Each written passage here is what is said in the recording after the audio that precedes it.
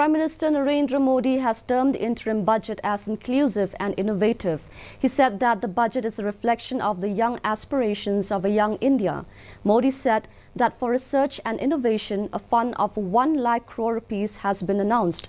He said that besides building India's modern infrastructure of the 21st century, innumerable new job opportunities for the youth will be created. He said this budget guarantees to strengthen the foundation of Viksit Bharat in 2047. इस budget में युवा भारत की युवा आकांक्षाओं का, भारत की young aspirations का प्रतिबिंब है। बजट में 2 महत्वपूर्ण निर्णय लिए गए हैं। रिसर्च और इनोवेशन पर 1 लाख करोड़ रुपए का फंड बनाने की घोषणा की गई है।